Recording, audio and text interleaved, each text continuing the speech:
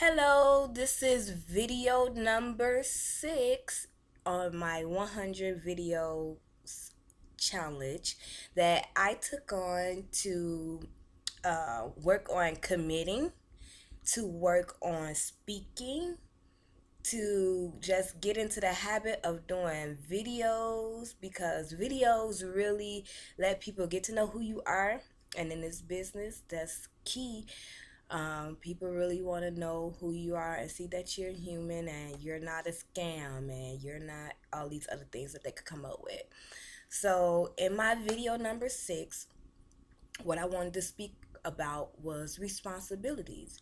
And it came to me when I was actually on the phone with my mom having a conversation about what I had recently been through. And I really haven't shared the story on Facebook or with too many different people of what actually happened with my business. Everybody know, at least on my social media, that I relocated to Las Vegas to pursue my dream, and I wanted to really come out here and start my own business and doing hair.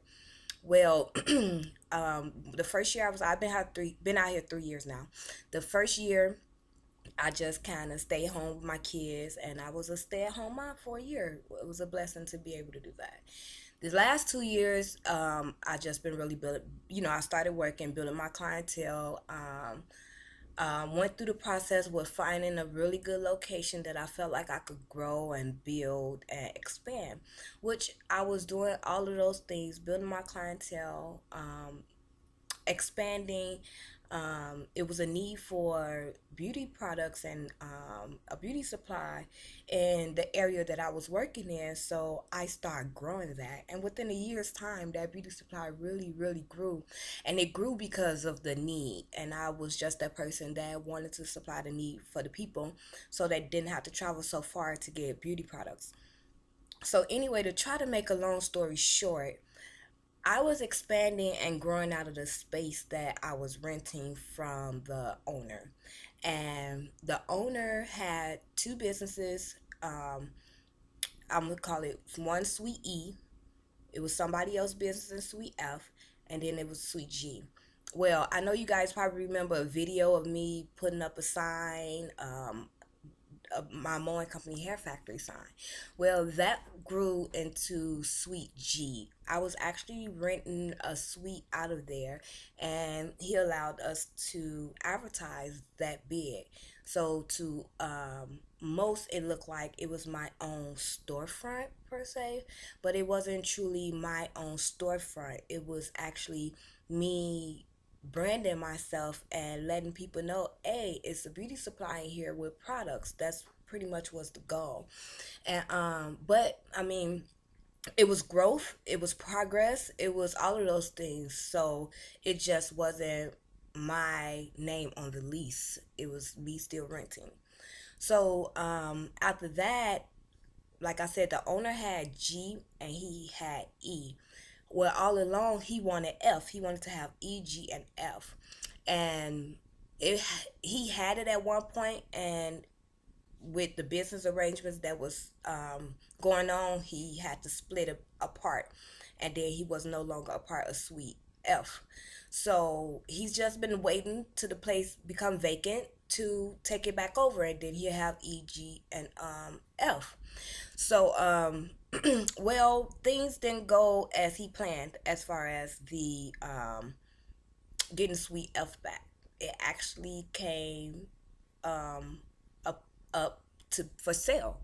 They wanted to sell the business. Now, mind you, Sweet F was a current beauty supply, but they did not have the ethnic products that I carry. So it was a difference between their beauty supply and the beauty supply that I had in my room.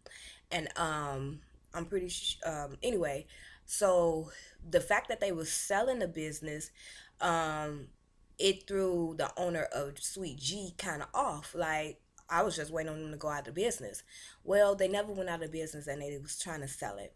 So in my mind, I'm like, oh shoot, they trying to sell the beauty supply as a beauty supply right next door to my beauty supply. So let me step out here and try to prevent certain things from happening.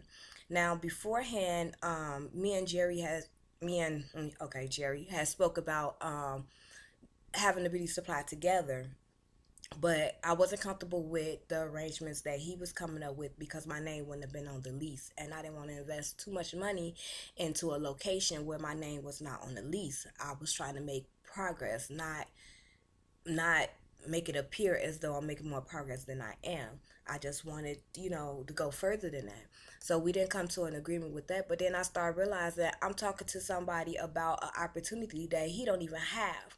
So when I realized that the business was for sale and I was interested in buying, and Jerry had his way to find out that I was interested in buying. And as soon as he realized that I was trying to buy the business next door to expand my beauty supply, he told me I had to go. Basically, I was in Chicago spending time with my family, and I left on a Saturday, and that Sunday, I received a text message saying that the locks has been changed, a picture of a note on my door, a 4-day vacate note on my door, and mind you, I was out of town Saturday. I was coming back in town on Tuesday. And according to the 4-day notice, I had to Wednesday to leave. Now, mind you, I had thousands and thousands of dollars of inventory in my suite, and it took me by shock. But I guess that's how things go. It sucks, but I guess that's how things go. So anyway, after all that was said and done, I knew I was taking a chance, and I was taking a chance on either one, not getting a place. I was taking a chance on if I stayed there, somebody else was gonna come right there and possibly blow my small little beauty supply out of business. I knew it was something had to happen. But I couldn't just sit there and just let something happen like that because, according to the owner, if I didn't go in with him with the beauty supply, he was going to find somebody else to do it. So either way it went, it was going to still be a beauty supply pop up right next door if I was the owner or if I wasn't. So I'd say all that to say, I stepped out and um, I followed my gut and took a chance on growing my business in that location. I wasn't going to go down without a fight. And I take all responsibilities for what happened and how that happened. Now, what happened that made me call a deal off was the landlord made it so that the whoever came in to buy the business from the current leaseholders, they could not buy the business as a salon and a beauty supply. Only a beauty supply, which was a waste of space because there was three nice size rental suites in the back that of course I look forward to renting them out. So when he told me I couldn't rent them out, then that left me back at square one without a place to work. So last minute, I did find a location to work, and I put my beauty supply in storage. I say all this to say, I personally, I personally took responsibilities for my actions. And what made me taking responsibilities for these actions so important is because when I took responsibility, it did not give me chances to blame other people. And that's very important. We learn as kids to take responsibilities for our actions. And then it's just stop there. Okay, I did it. And then that's it. But as an adult and as a entrepreneur with this mindset, I always wanted to take the responsibility for something because I didn't like the feeling of having somebody to blame for a mishap or for something not going the way I wanted it to go. If something don't go the way I wanted to go, I want to just blame me. When I have two, three, four other people that I could blame, it takes away from the focus. If I'm focusing on the other two or three people to blame, it's taken away from, okay, now what? But when it's just me and I take full responsibility, I go right into what did I excuse me. What did I do wrong? What did I learn from this experience? What I'm going to do next? And let's keep it going. Let's keep it moving because what's going to make me feel better is progress. What's not going to make me feel better is pointing the finger at somebody else. So, no, I don't blame the owner of Sweet G or Sweet E. No, I don't blame the landlord. No, I don't blame politics. No, I don't blame none of those things. Blaming those things and people is a waste of time and it's a true distraction. When you realize, when you take responsibility for what happened and put all the blame on you, regardless of how crazy it may sound or how hard it may be, when you do that, it's so much value in just taking that responsibility because you now have time to focus on moving forward. You move forward on your journey at that moment you take responsibility. If you want to blame and point fingers, it's keeping you back here where the situation occurred. Only thing you should want to do is look back at what happened. Just look back at what happened. Take your notes. Figure out what went wrong. Figure out what can make it better. And you move on. So that's the moment when I was talking to my mom about it. That's when I realized, man, it's value in taking responsibilities. Take responsibilities for your action. Stop blaming other people, the weather, and other situations on things that happen. Because when you do, it becomes a distraction. Blaming people and unforeseen situations and dwelling on it becomes a distraction. You move past that and you keep going on your journey and where you want to be right after the situation happened. Hold yourself accountable, be responsible, and move on.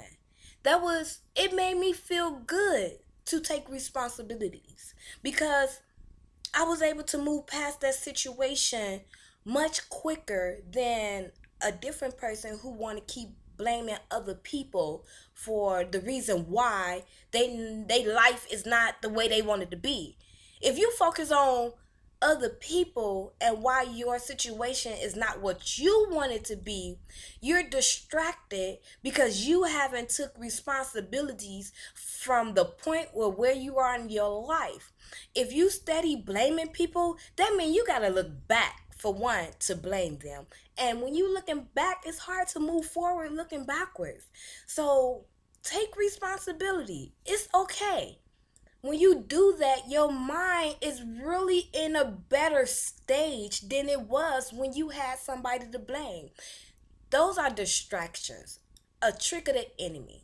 Take responsibility. It's nothing wrong with taking responsibility. So what? I did it. Now what? That's the attitude that you have. And you move forward. That's going to build you. That's going to build more character in you than you may not even think it would. But it truly does. And now that I'm on the other side of the situation, people see that I'm happy. I've made progress and I know failure is a part of success. I put a post on Facebook a couple of weeks ago and I said I can't wait to fall on my face. When I said that, what I meant by that is I'm ready to move forward towards success. And if I trip, I'm ready. I knew I was going to run into issues.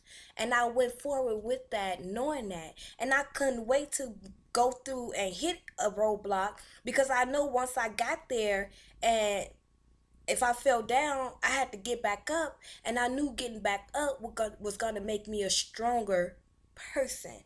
And I was going to learn in the process.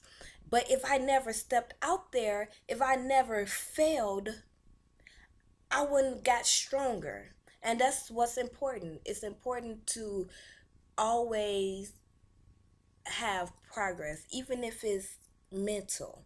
It's always good to be showing progress, because progress is what makes us happy. When we could look back at what we have accomplished, that feeling right there is priceless. So don't waste time blaming other people. Don't waste time with blaming family members. Don't waste time with blaming your boss, your co-workers, the haters. Don't waste time with that. Everybody have their position, and your position is to take responsibility for your actions and where you want to be, and keep it moving. Keep that thing moving. Stop wasting time and blaming people. So this was a long video, number 6, but it was just something that I was feeling and I wanted to get off my chest. Take responsibilities for your actions and just move forward. If I didn't ever move forward and I stayed back here, I would not be right here making video number 6 for you guys. So on that note, I am out, and today is Wednesday, and I'm gonna do some more videos, but not according to the video challenge. But anyway, on that note, I am out, and I look forward to doing my video number 7 on tomorrow. Until then, you guys have a blessed day. I know you guys probably cooking and getting ready for the holiday, and I want to say happy Thanksgiving to everybody. I'm thankful just by being here and sharing this information to you guys. So I hope you got something out of it. And until the next video, you guys take care and have a blessed one.